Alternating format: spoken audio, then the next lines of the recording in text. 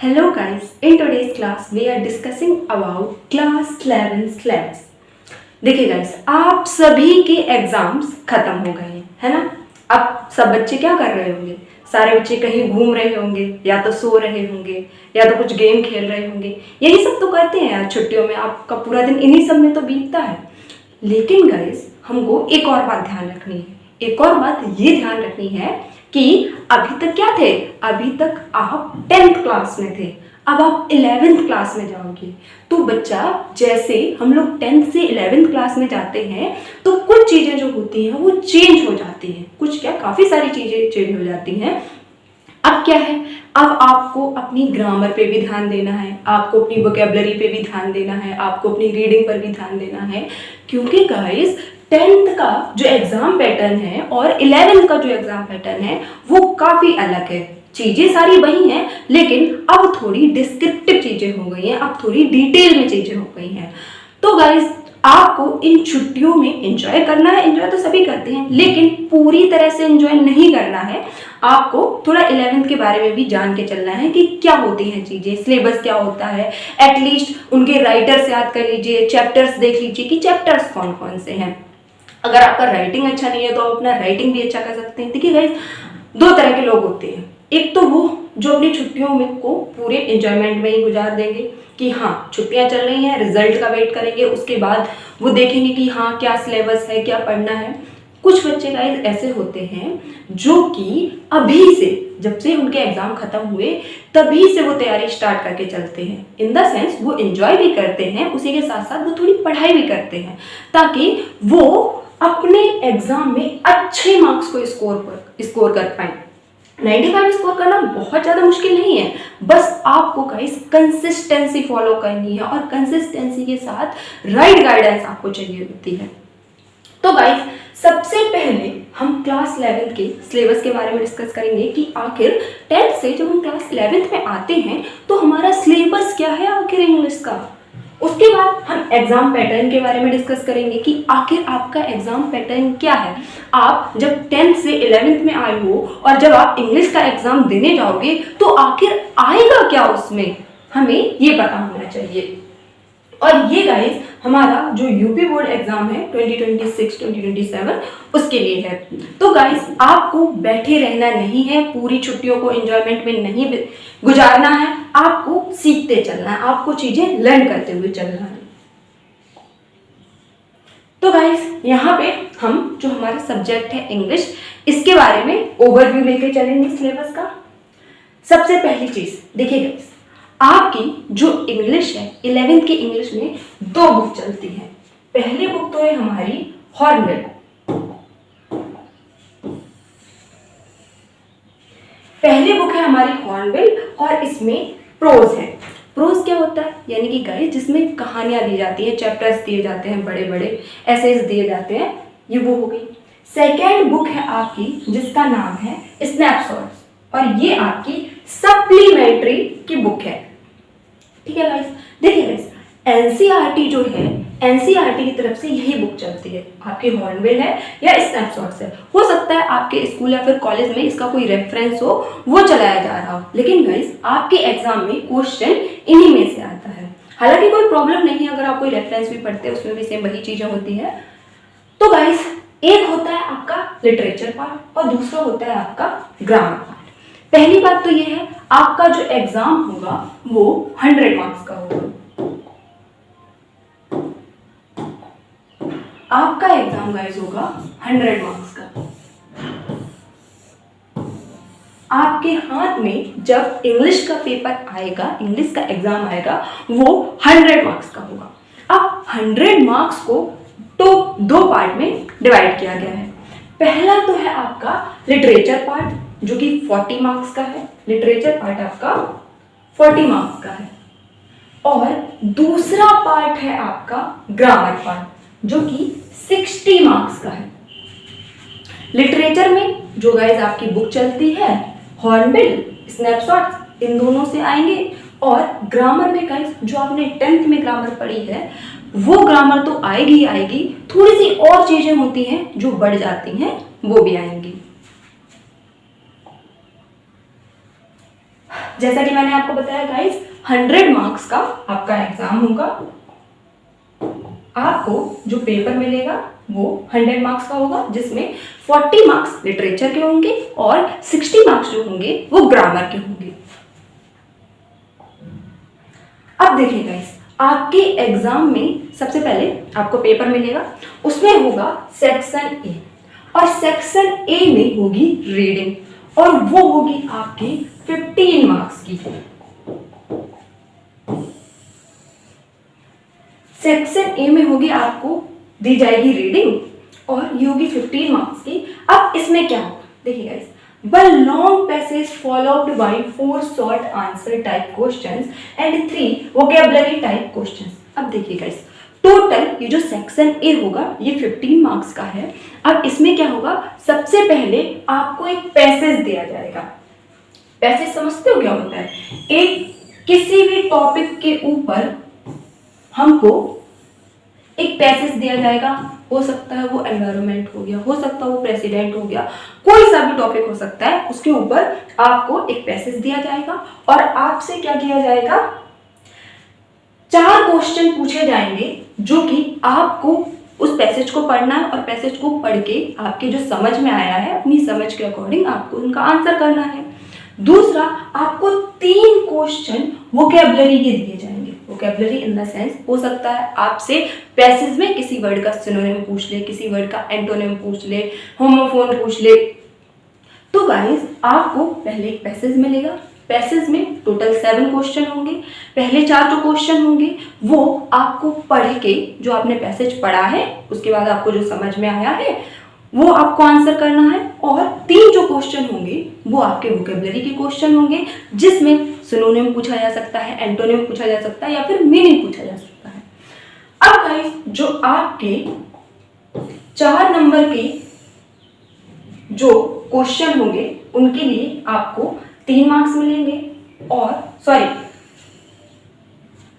जो ये 4 क्वेश्चन आएंगे इनके लिए आपको 3 मार्क्स मिलेंगे। टोटल हमारे 12 मार्क्स हो गए, और ये जो वोकैबुलरी के क्वेश्चन होंगे इनके लिए आपको 1-1 मार्क्स मिलेगा, तो टोटल हमारे 3 मार्क्स हो गए।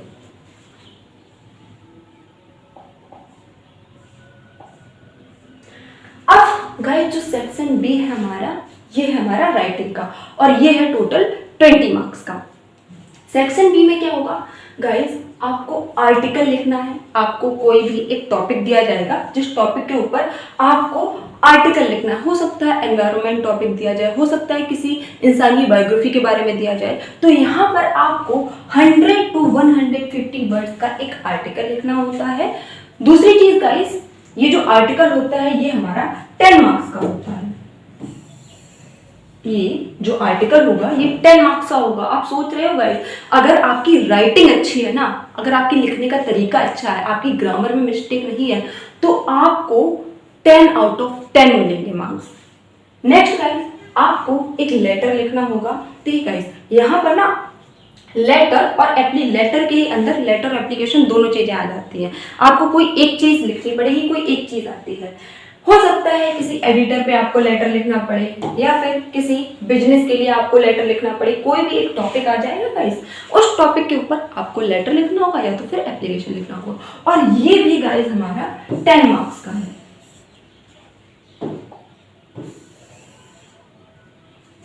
यहाँ पर जो सेक्शन बी है वो हमारा राइटिंग सेक्शन है। टोटल 20 मार्क्स का है गाइस, देख रहे हो आप, टोटल 20 मार्क्स। अगर आप आर्टिकल की राइटिंग अच्छी है, अगर आपने एप्लीकेशन या फिर लेटर को अच्छे से लिखा हुआ है, तो यहाँ से आप ज़्यादा स्कोर कर सकते हो, और दोनों ही 10-10 मार्क्स के होते हैं। नेक्स्ट है गाइस हमारा सेक्शन सी। अब सेक्शन सी में आते हैं हमारी ग्रामर।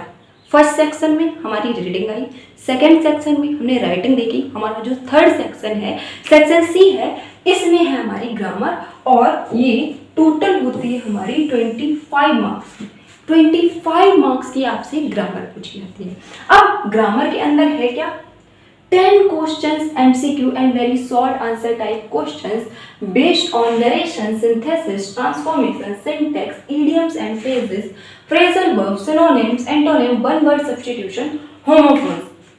ये सारी चीजें आएंगी गाइस, और इन सब के लिए आपको 2-2 मार्क्स मिलेंगे, ज्यादा मार्क्स नहीं मिलेंगे, 2-2 मार्क्स मिलेंगे। अब गाइस नरेशन जो आपने डायरेक्ट इनडायरेक्ट पढ़ा है ये वही है।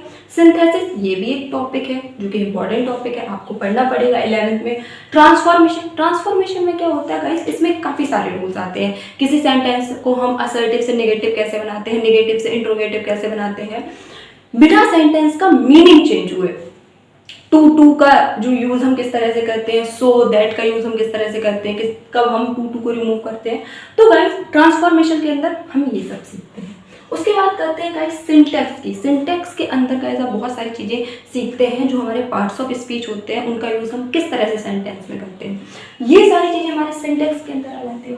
अब guys idioms and phrases, idiom and phrases को हिंदी में बोलते हैं गाइस मुहावरे। आपने मुहावरे पढ़े हैं, तो वही जो मुहावरे हैं ये इंग्लिश में आते हैं।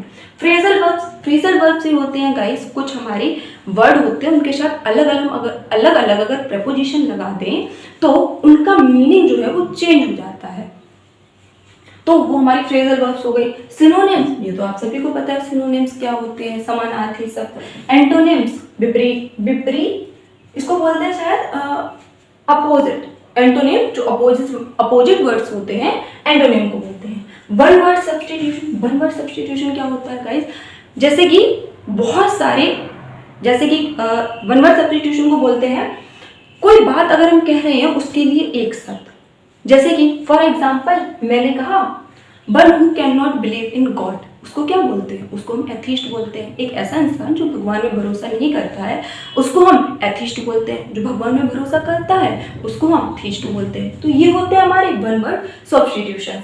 उसके बाद बात करते हैं हम होमोफोन्स की। होमोफोन क्या होते हैं गाइस, देखिए कुछ वर्ड्स हमारे ऐसे होते हैं जब हम उन्हें बोलते हैं तो साउंड तो सेम निकलता है, लेकिन उनका मीनिंग जो होता है मीनिंग अलग अलग होता है। फॉर एग्जाम्पल मैंने लिखा फ्लोर एंड फ्लोर,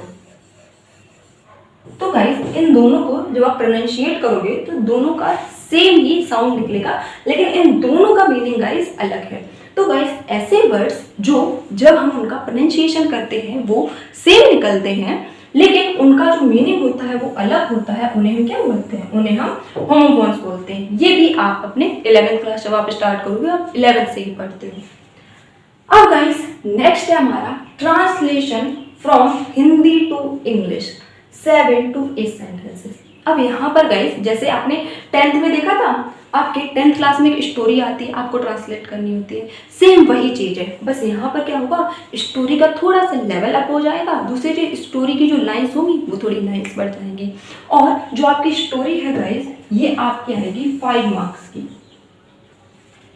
तो गाइस जो हमारा सेक्शन सी है, सेक्शन सी में जो छोटे छोटे आपके ग्रामर के टॉपिक है, नरेशन हो गया, एक्टिव पैसिव वॉइस हो गया, सिंथेसिस हो गया, सिंटैक्स हो गया, वन वर्ड सब्स्टिट्यूशन हो गया, ये सारी चीजें 2 नंबर की आते हैं। और आपके एग्जाम में एक स्टोरी आती है जिसको आपको हिंदी टू इंग्लिश ट्रांसलेट करना होता है, जो कि हमारी 5 मार्क्स की आती है। टोटल हो गए हमारे 25 मार्क्स। अब गाइस सेक्शन सी तक तो हमारी रीडिंग, राइटिंग और ग्रामर आती है। सेक्शन डी में गाइस आपका आता है लिटरेचर सेक्शन, जो कि आपने बुक पढ़ी है, पूरे साल आपकी बुक से आता है, और टोटल आता है 40 मार्क्स का।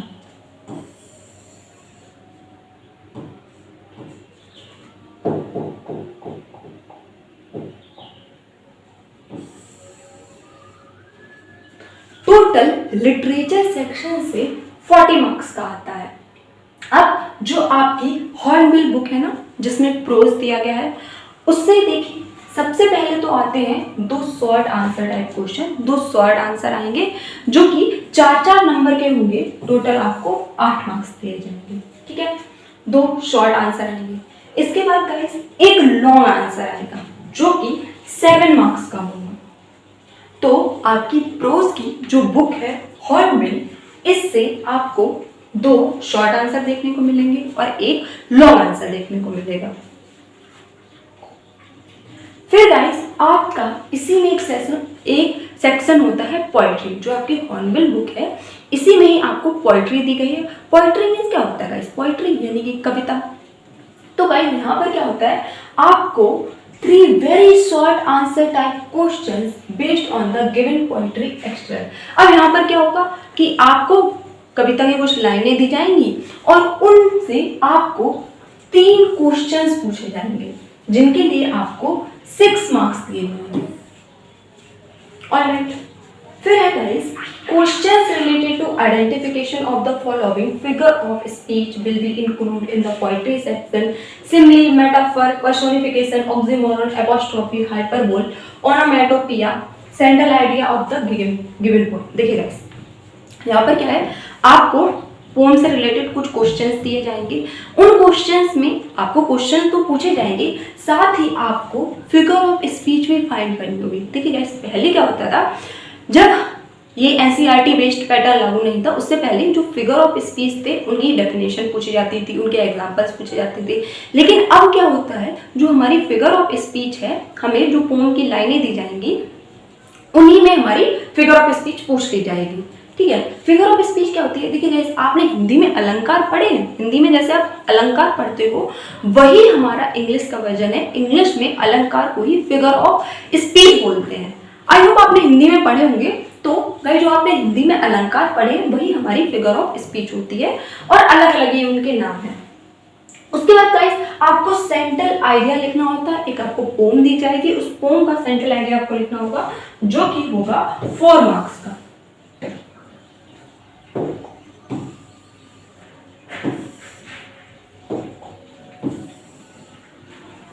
तो यहाँ पर पोएट्री के सेक्शन में क्या है, आपको क्वेश्चंस दिए जाएंगे जिन क्वेश्चंस को आपको आंसर करना है और उन क्वेश्चंस में ही आपसे फिगर ऑफ स्पीच आइडेंटिफाई करने को कहा जाएगा। फिगर ऑफ स्पीच आपको लिखनी है। इसके अलावा आपको गाइस पोम का सेंट्रल आइडिया लिखना है जो कि 4 मार्क्स का होगा।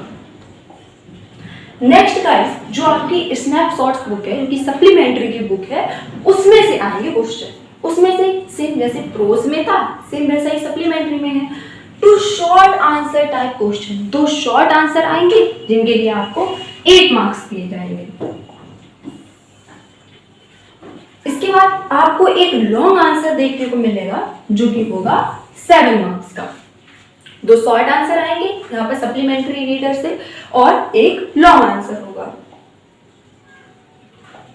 तो गाइस ये था ओवरऑल आपका 11th क्लास का पैटर्न जो कि टोटल 100 मार्क्स का है। अब गाइस आपको क्या करना है, इन जो आपको ये छुट्टियां मिली है ना, इनको अच्छे से यूटिलाइज करो। जब आप अपनी छुट्टियों को अच्छे से यूटिलाइज करोगे ना तो आप बहुत सारे बच्चों से आगे हो जाओगे। पहली चीज तो ये है गाइस कि आपको अभी से ही चीजों को लेकर चलना है। पूरे दिन मत पढ़िए, बट हाँ अपने पूरे दिन में 1-2 घंटे अपनी पढ़ाई के लिए अभी भी आप गाइस जरूर निकालें, ताकि जब आप देखिए जब आपका रिजल्ट आएगा तो सारे बच्चे ही पढ़ने लग जाएंगे ना, तो सब पढ़ना स्टार्ट करेंगे। अगर आप अभी से पढ़ना स्टार्ट करोगे ना, अभी से चीज़ों को देखते हुए चलोगे, तो गाइस आप उन सभी बच्चों से जो कि रिजल्ट आने के बाद स्टार्ट करेंगे उन सभी से आगे होगे। इस चीज़ को समझिए, जब आप उन सभी से आगे होगे तो आपके पास एक्स्ट्रा टाइम बचेगा चीज़ों को करने के लिए। आपकी राइटिंग नहीं अच्छी है, आप अपने राइटिंग को सुधार सकते हो। आपकी ग्रामर वीक है, अपनी ग्रामर को पढ़ सकते हो।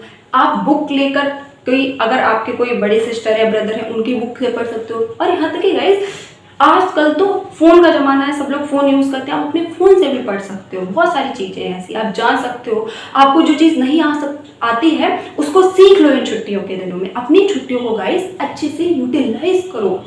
तो गाइस ये हमारा ओवरऑल पैटर्न था। अब आपको क्या करना है गाइस, सबसे पहली चीज आपका गाइस राइटिंग अच्छा होना चाहिए। अगर राइटिंग अच्छा नहीं है तो अभी टाइम में कर लीजिए, रोज 1 पेज लिखा करो। राइटिंग कैसे अच्छा होगा, ठीक है। कोई चीज अगर आपको नहीं आती है ना, अगर हमें कोई चीज नहीं आएगी तो हम उसको सीखेंगे कैसे सीखोगे, उसकी प्रैक्टिस करके। अगर साइकिल चलानी नहीं आती है तो साइकिल चलाना हम कैसे सीखेंगे, साइकिल पर बैठ के, साइकिल को चलाकर 1-2 बार गिर कर, तभी तो साइकिल चलाना आएगी ना। ठीक उसी तरह से अगर आपका राइटिंग नहीं अच्छा है तो सबसे पहले आप अपने राइटिंग को अच्छा कर लीजिए। अभी आपके पास काफी टाइम है, बाद में क्या होगा गाइस, आपका रिजल्ट आएगा, आपका एडमिशन होगा, क्लासेस स्टार्ट हो जाती है, तो फिर इतना टाइम नहीं रहता है। दूसरी चीज, अगर गाइस आपको ग्रामर में प्रॉब्लम आती है, अभी बहुत अच्छा टाइम है, आप अपनी ग्रामर को इम्प्रूव कर सकते हैं। तीसरी चीज गाइस, आपने देखा आपके एग्जाम में आर्टिकल आएगा, आपके एग्जाम में एप्लीकेशन आएगा, आपके एग्जाम में स्टोरी आएगी, और यहाँ पर आपको 10 मार्क्स 5 मार्क्स 7 मार्क्स इतने ज़्यादा मार्क्स आपको मिलेंगे। तो इन चीज़ों पर गाइस फोकस कीजिए। देखिए गाइस 11th क्लास में क्या होता है, शॉर्ट आंसर आते हैं, लॉन्ग आंसर आते हैं, लॉन्ग आंसर भी काफ़ी बड़ा होता है और शॉर्ट आंसर भी कोई छोटे, जैसे हम 10th में पढ़ते थे छोटे छोटे, वैसे नहीं, थोड़े से बड़े होते हैं। यहाँ पर गाइस एक चीज़ आप याद रखना, किसी भी क्वेश्चन का आंसर करते वक्त खास की लिटरेचर या फिर सप्लीमेंट्री में सबसे ज़्यादा चीज़ जरूरी पता है क्या होती है, सबसे ज़्यादा चीज़ जरूरी होती है पहली तो वोकैबुलरी आपकी, दूसरी चीज़ आपने उस चैप्टर को कितना थॉरोली पढ़ा है, कितना आपने उसको गहनता से पढ़ा है। अगर आपने कोई भी चैप्टर गाइस बहुत ज़्यादा अच्छे से पढ़ा है ना, कोई भी क्वेश्चन आ जाए आप उस क्वेश्चन का आंसर बनाकर कर लोगे। हो सकता है कई बार जो हम क्वेश्चन पढ़ते हैं, अपने क्लास में पढ़ते हैं, वो ना आए, पेपर में कोई दूसरा क्वेश्चन आ जाए, लेकिन आएगा तो चैप्टर के अंदर से ही ना। ऐसा थोड़ी नहीं है कि एग्जाम चैप्टर के बाहर से दे देगा, चैप्टर के अंदर से ही तो देगा। तो सबसे ज़्यादा चीज़ आप ये याद रखिएगा गाइस कि जब भी आप चैप्टर पढ़ो, खासकर लिटरेचर हो गया, पोइट्री हो गई या फिर सप्लीमेंट्री हो गई, उस चैप्टर को ना बहुत अच्छे से पढ़ना है। क्योंकि गाइस हमेशा आप इतना बड़ा जो लॉन्ग आंसर होता है उसको आप हमेशा याद नहीं रख पाओगे, 10 लॉन्ग आंसर आप याद नहीं रख पाओगे, लेकिन हाँ अगर आपके माइंड में स्टोरी पता होगी ना, आपको स्टोरी याद होगी, आपने चैप्टर को अच्छे से पढ़ा होगा, तो चाहे कितना भी बड़ा लॉन्ग आंसर क्यों ना हो वो आपको याद हो जाएगा, अपने आप याद हो जाएगा। ऐसा ही होता है गाइस, चीजें लॉन्ग आंसर में क्या होती है, चीजें कनेक्ट करती हुई जाती हैं। तो आपको अपने चैप्टर को बहुत ज़्यादा थॉरोली पढ़ना है, ग्रामर पर ध्यान देना है, इडियम्स पढ़ने हैं, आपको वोकैबुलरी अच्छी करनी है। जितने भी आप जब चैप्टर पढ़ते हो तो उसमें बहुत सारे मीनिंग्स होते हैं, उन सारे मीनिंग्स को याद कीजिए। तो ये गाइस छोटी छोटी चीज़ें होती हैं जिनको अगर आप ध्यान में रखोगे तो आप अपने एग्जाम में डेफिनेटली 95+ स्कोर करोगे। इन चीज़ों को याद रखना गाइस, और अपना पूरा टाइम एंजॉयमेंट में मत वेस्ट करो, एंजॉय करो। अच्छी बात है क्योंकि छुट्टियां हैं, थक गए होगे 10th में पढ़ते पढ़ते, तो सबका मन करता है एंजॉय करने का, एंजॉय करो, लेकिन उसके साथ अपना थोड़ा पढ़ाई को भी देखते रहो, थोड़ी पढ़ाई की चीज़ें भी देखो, ताकि आपको पता रहे कि जो आप नेक्स्ट क्लास में जाने वाले हो उसमें क्या है। Thank you so much.